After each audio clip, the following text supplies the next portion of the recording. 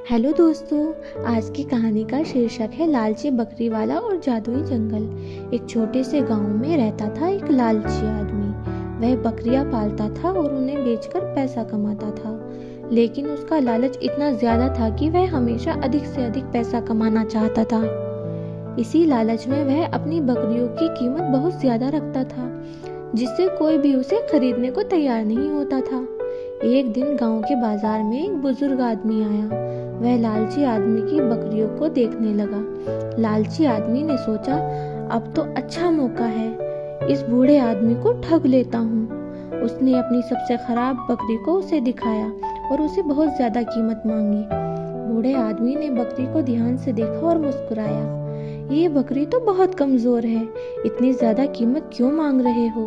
लालची आदमी ने गुस्से से कहा, ये बकरी जादुई है, ये सोना ढूंढ सकती है।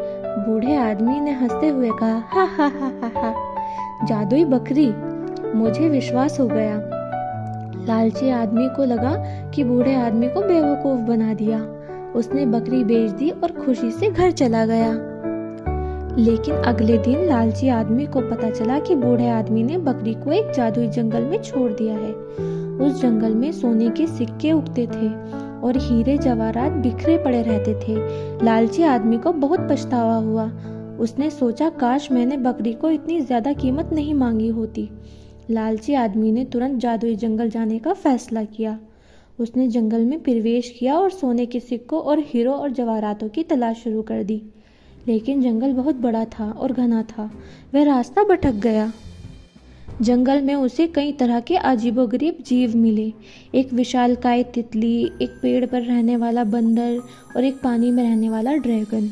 इन जीवों ने लालची आदमी को बताया कि जंगल में सोना और हीरे जवाहरात ढूंढना आसान नहीं है। उन्हें ढूंढने के लिए बहुत मेहनत करनी पड़ती है और सबसे ज़रूरी बात, ईमानदार होना ज़रूरी है। लालची आदमी को इन जीवों की बात समझ नहीं आई।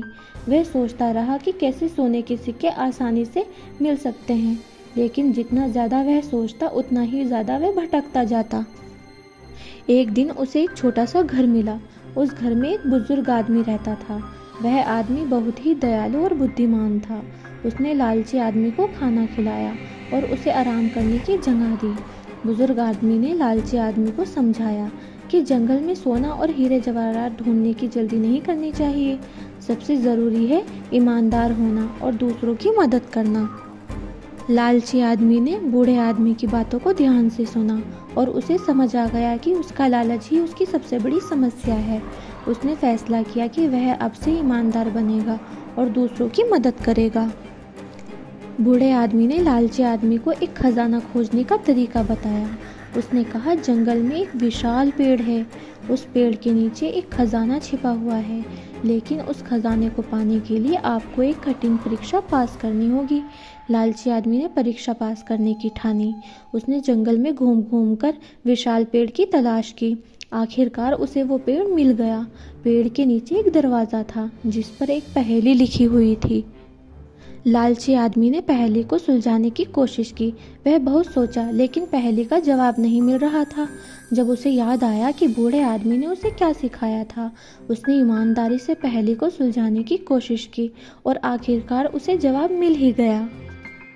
दरवाज़ा खुल गया और लालची आदमी ने खजाना देखा।